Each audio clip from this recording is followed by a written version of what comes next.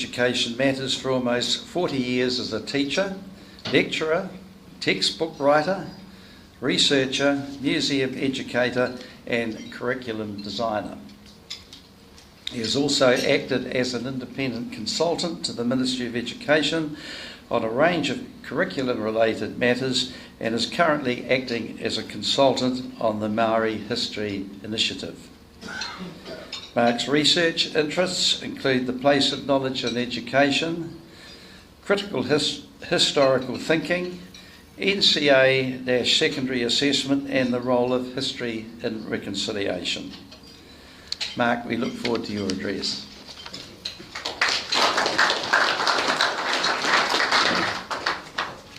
Thank you, Wayne, and thank you, Kerry, and thank you very much for the invitation to come and speak this afternoon. I'm going to talk for about 15 minutes, not for 50. For 50, I've got that. And 15 minutes. And I guess I want to talk about something that I've been thinking about for the last 4 or 5 years, given the nature of how secondary schooling has changed. The question of what knowledge matters. There's a lot of different sorts of knowledge that matter to us. There's the sort of knowledge that we have to make coffee, the sort of knowledge that we have to think about where it would be good to live, the sort of knowledge that we have to think about where it's good to go for a swim. But there's particular sorts of knowledge that need to be in a school curriculum. And I would argue that in many ways in New Zealand what we've seen in the last 15, 20 years is we've seen a series of changes to do with assessment and curriculum where knowledge hasn't been at the centre. And I think we're the poorer for that. So that's what I want to talk about today. And I guess I've been thinking a lot about it lately because last year I had my 60th birthday. And as Wayne said, I've been thinking about education for about 40 odd years. I went up to what was then training college in Karori, Martin, in 1976 as a so-called mature student, which was somewhat ironical because 20, of course, is not mature, and I was a very immature 20-year-old, having grown up in rural New Zealand and come up to the big smoke of Wellington. But when I think about what my schooling was like in the 60s, New Zealand was a country that was one of the most prosperous countries in the world. We were a country that primarily produced a very narrow range of agricultural products for the United Kingdom. We imported the bulk of what we manufacturing goods, again from the United Kingdom. So the sort of school that I went to, and the sort of school that many people in this room would have gone to, had a curriculum and assessment that very much reflected that. It had a curriculum where academic knowledge, where powerful knowledge, knowledge of mathematics, knowledge of history, knowledge of the sciences, was pretty much knowledge that was for a very small elite few. Academic qualifications were not actually seen as important. Around 20% of young people in the 60s left school as soon as they were 15, without even sitting any qualifications. Of those that went on to sit school certificate, which was what we now call level 1 NCA, half of them would fail, deliberately. So around 60% of young people left school without any qualifications. But it wasn't all dire, because unemployment in the 60s and early 70s was virtually non-existent. So our school system pretty much set up a model that was based around a very prosperous, successful economy that produced a narrow range of agricultural and horticultural products with a small industry base that was pretty much for local industry. And what we needed were people who could do manual work, semi-skilled work, and our schooling system reflected that. And that's pretty much the schooling system that I went to. The number of people who went to university in the 60s was very small. The number of students even stayed at school for more than 3 years was only about a third of those that started in what we now call Year 9, or would have called the third form. And of that third, most would leave at the end of the sixth form, and they would go into areas like banking, insurance, those sorts of areas which were there. Very few would have gone on to university. Now, as you know, all of that changes in the 70s, and it's been changing ever since. It changes when the United Kingdom starts to make first firm commitment to joining what was then the European Community, what now we call the European Union. It changes when we started to see really major shifts to the nature of oil production and what that would mean for us. And a whole range of other things start to kick in the 70s and 80s. Changes that pretty much required New Zealand to come to terms with being a small, relatively isolated country a long way from anywhere with very few natural advantages. And so we had to be smart. We had to be good at knowing how to make deals and to trade and to be effective on the world stage. And of course, as we know, in many cases we were. We've seen that over the last 30 years. We've seen industries that back in the 50s we wouldn't have even probably thought about. A wine industry, a film industry, tourism. We've seen all those sorts of ways of changing in New Zealand over the last 20 or 30 years. But we've also seen for schooling a large number of young people who would have left school when I went to school, and all of my friends in the fourth form, every one of them left school as soon as they were 15. I grew up in rural Nelson. They all went to work for Bajans, which was the main forestry company there, and they earned good money, and they had good prospects. In fact, they probably earned a lot more money in their lives than actually I did. I wanted to leave, but my mum, I was brought up in a bed, my mum wouldn't let me. She said, you have to stay at school and you have to get some qualifications. And so I did, eventually. I spent quite a long time getting them. And then as soon as I left, I went and worked for Bajans up in the forestry. Although I found it wasn't quite as romantic as I had thought. That actually hanging on to the end of a chainsaw all day was actually really loud, and it made your hands shake, and it was really heavy, and I didn't really have the build to be a forestry worker, but I had some other options after that. But for many of those young people who left and went into lucrative positions, those jobs are not there anymore, and they haven't been there for a long time. So secondary schooling now has a large number of young people who go to secondary school, and have done for many, many years, for whom a curriculum and assessment system has got to cater for young people who are not necessarily going to go to a university or go into a university type environment. But I would argue they still actually need to learn some really core things.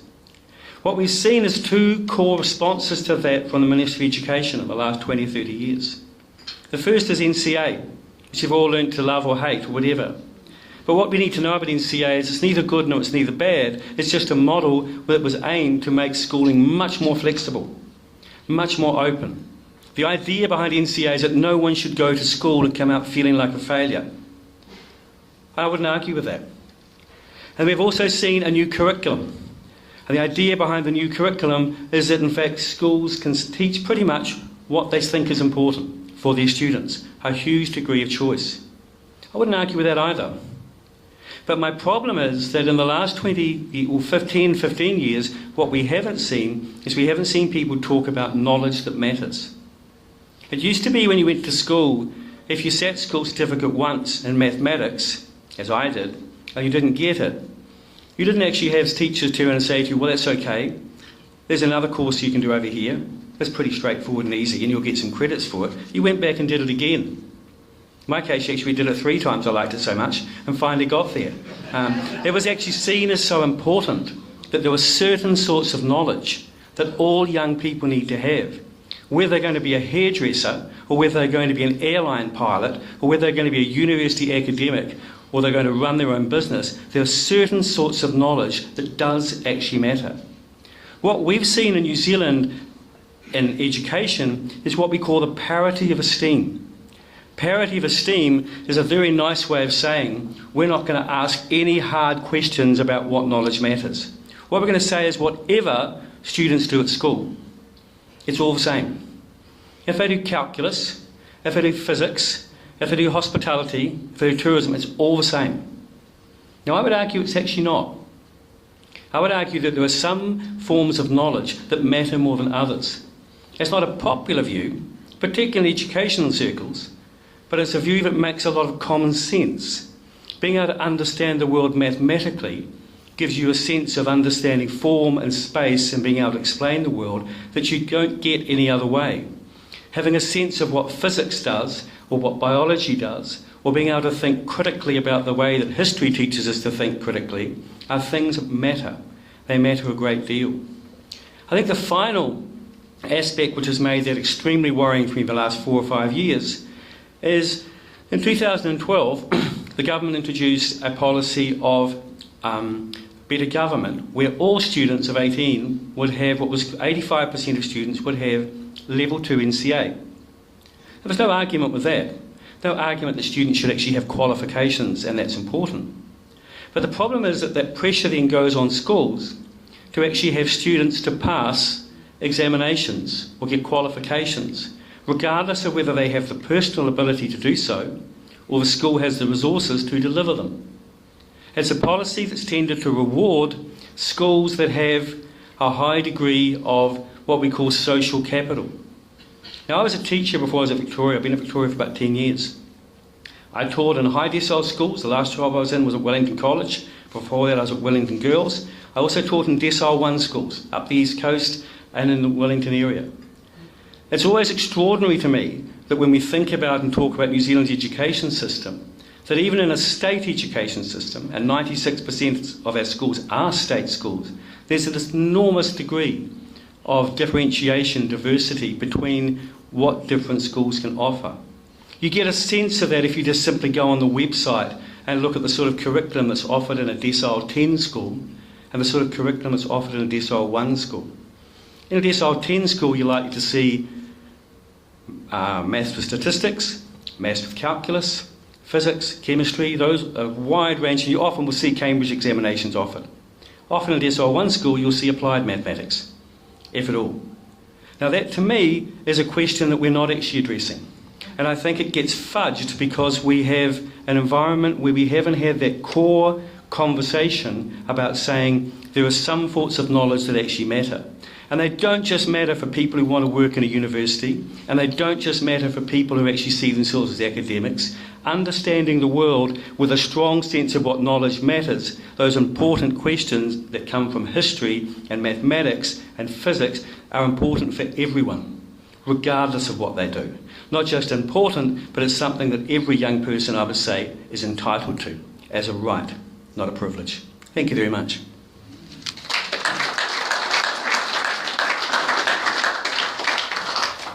Now, would you like to come and join me? I'm not answering your questions.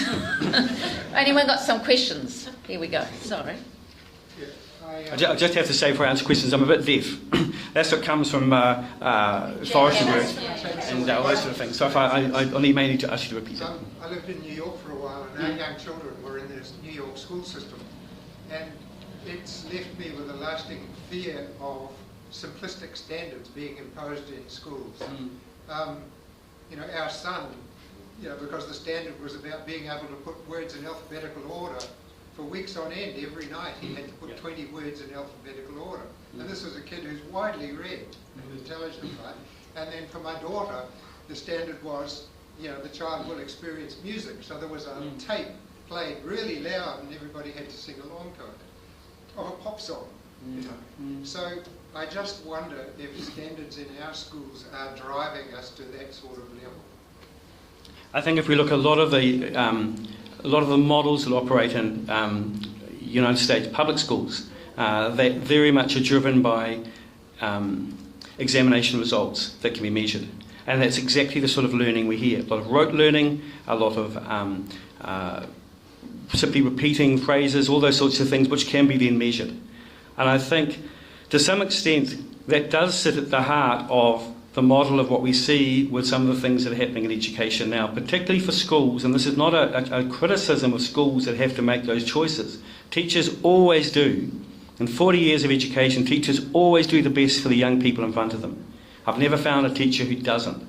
But teachers can only do what they can do. And if they are pressured to actually have students come in and pass, and when I drive around the country, and you've seen it all, and we see schools that have great big signs, 100% NCA pass rate. And the question I ask is, what are they actually learning? Qualifications should equal knowledge, but it doesn't always equal knowledge. So I think the sort of examples you give there are exactly the sort of pressure that some schools are having to do to say, well, at least they've got something. Other questions? They must all agree with you. This development of charter schools, is that going to make any real difference in Barton giving much wider option and not following so much the academic? I think charter schools, to some extent, are a strange phenomena in a place like New Zealand. Charter schools emerge, to some extent, when we think about the States, they emerge from countries that have an education system that has a very narrow curriculum and allow schools to then actually teach what they want to teach. We already have a very wide curriculum and a very wide assessment of the system. So to some extent, charter schools are not really making any difference one way or the other. I don't think they're the devil incarnate. I also don't think they're actually going to save us. I mean, for example, the Westmount schools that we have are Brethren schools. They teach a particular curriculum that is a Brethren curriculum. They teach the New Zealand curriculum. They have NCA. So to all intents and purposes, they have all of the nature of an independent school within a New Zealand curriculum setting. So I think charter schools, I would argue, in a New Zealand setting is primarily a political argument. And as an educator and someone who's been in education for 40 years, if you put politics into education, you get bad education. Doesn't matter where it comes from, left or right, wherever. Politics, education, they don't mix. The best thing is to actually look at the young people that are in front of you, think what do these young people need to actually learn that's actually important and going to equip them to go through life and do the things they want to do. John? Mark, I think most of us would agree with you that, that knowledge does matter. Can you be more specific then as to what knowledge you think really is essential at a school now? I mean, I'm getting the feeling from you that mathematics is important and so on, but as your work extends to, well, have you been specific? What really does matter? I think that what sits at the heart of all education, when we think of the knowledge that matters, is the ability to think independently, to think critically. And primarily that tends to come from subjects that are linked to a university discipline, a disciplinary way of thinking. Not always, but ways of thinking where people have been thinking about those problems for a long, long time. And so to some extent, when we think about what students learn at secondary school, for example in mathematics, they don't necessarily learn mathematics. What they learn is the language of mathematics. They learn how to make sense of mathematical ideas which are actually there, which they can then go on after that. But I think when we think of knowledge that matters, it's knowledge that really helps us explain the world critically, be able to think independently about the problems that we face. Problems we face personally, problems we face socially, problems we face in a wider set which is actually there. And I would suggest that most of that sorts of knowledge comes from places which are where people have been thinking about academic, intellectual problems for a long period of time. So I'm suspicious of new subjects that don't have that sort of background to them. So sometimes there, in fact, interestingly enough, I looked at the home economics curriculum, which is an extraordinary document because it's a document that doesn't just talk about the nature of cooking and eating, those wonderful aspects of the world, but actually the whole politics of the choices that we actually make about what we choose to actually eat. And so sitting at the heart of that is a degree of criticality, a degree to be able to think independently about what we're actually doing. And that's not just important for being able to find a job. It's not just important for being able to sort of go through and amass relevant qualifications. It's important for the way we actually live, important the way we function as a cohesive society, how we can actually have those conversations about the problems that we actually face. It's something that sort of all young people should be exposed to. Last question, Chris. Yeah, in terms of answering the question, why does knowledge matter, one would imagine teachers standing in front of a class would have been well educated in this area by going through various training colleges. If they haven't really thought about why knowledge matters, what role are the training colleges playing? Oh, mea culpa. I think what we've seen in education typically, and I think what we've also seen in places like where I work for many, many years as well, is we've seen a reluctance to ask those sort of really hard questions. I mean, after all, training colleges, faculties of education have really been set up and are funded by the government to direct government policy. And if you have a government policy which doesn't prioritise knowledge, then that's what you face. I think what we're seeing in the last few years, we're seeing some real kickback against that. And what we now see, for example, in places like Victoria, is we have a Masters of Teaching and Learning. And so that's much more selective, it's much more higher level. Students work at a master's level, they are expected to think critically and independently, and I think those sorts of changes are coming through. I think it's taken a long time, and I think, College of Education have a whole number of questions that they need to answer, hard questions I don't think they've actually answered well for what's happened in the past. But I think we're going in the right direction now, after some years. Thank you very much. If you'd like to take a seat, and Wayne will give you the thanks of the clubs. Mark, you've given us a very researched address here, which is indicative that you know your subject very well with no notes, so well done there. You've given us a very good synopsis of the challenges of education, and particularly related to, over a long period of time, to where it is now. I guess the issue is the outcomes, and we heard from the questions from the floor that some people slip through the network, and I guess it's a network that's been slipping for some time, but I'm sure that part of your research will resolve that in time as well. It was a very interesting address. I found it very interesting. I'm sure everyone here did as well, and if you could thank Mark in the normal manner.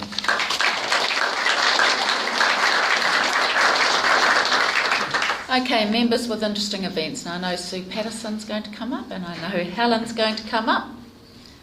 Look, they're all rushing. Yes. Well, it always is. No, they've got nothing to say. I'll get straight into jumbo tennis. On your table is a note.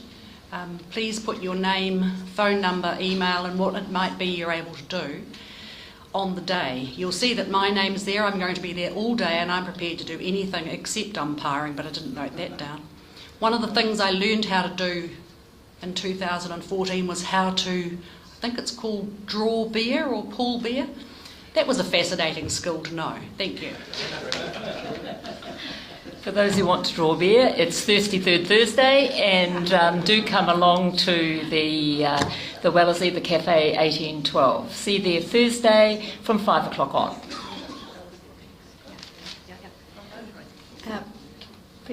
President Kerry, fellows and guests, I'm just telling Kerry that we've got really good bookings from Rotary for Dead Dog on the Suitcase, which is on Monday, 29th of February, 7 p.m. at the Opera House. Drinks at interval. It's wild and wacky, a contemporary look at the Beggars Opera. It's fun. So hopefully more of you will join up, and just do that on the Rotary website. We close off on the Monday, 22nd of February, so we can get tickets sent out to you. Okay, thanks. Hopefully you've got your tickets, those that have booked. If not, come and see me. Thanks. Okay, last couple of things. The same night as Dead Dog in a Suitcase is a 5th Monday, so we're going to be having Jeff Dangerfield come along and talk to us. He's now resigned as head of NZTA, so he's prepared to give us an overview of both the national strategy, but more importantly where Wellington might be going in light of the Basin Reserve decision on the roads of national significance. He knows the media aren't here, and he'll be able to speak for about 40 minutes freely and openly, as much as he can. We're starting early that night because of Dead Dog in a Suitcase, so we'll start at 5, have nibbles and drinks till 5:30. Jeff will start at 5:30 till 6:30, so you'll have plenty of time to get down to the Opera House for Dead Dog in a Suitcase. I wanted to thank Jeff Eds for the work he did in pulling together the 8 people who walked over the Rumataka incline. Apparently it was great and well organised, so thank you, Jeff, for the work you did in organising that for the Fellowship Committee. And now, in light of our speaker today, why does knowledge matter? I always try and find something in history that is to do with the subject matter. So these are things that happened on this day in history, going back from when history was first recorded. So in 1493, you probably know the answers to this as an educationist, so I could ask you, but we might waste a bit of time. While on board Nina, Christopher Columbus writes an open letter describing his discoveries and the unexpected items he came across in the New World, so that would have been hugely knowledgeable. In 1870, the Stevens Institute of Technology is founded in New Jersey, USA, and offers the first Bachelor of Engineering. John, you notice engineering wasn't one of those core subjects that... Anyway, that was the first Bachelor of Engineering degree in mechanical engineering was offered. In 1946, NZIAC, the first electronic general purpose computer, is formally dedicated at the University of Pennsylvania in Philadelphia. And finally, in 2001, the first draft of the complete human genome is published in Nature. So lots of things happened on this day, the day after Valentine's Day in history. I hope you all had a great day yesterday. You enjoy the rest of the week. We'll see you next Monday, which is the normal Monday, before I remind you about the following one with Jeff Dangerfield. Thank you very much. See you all next Monday.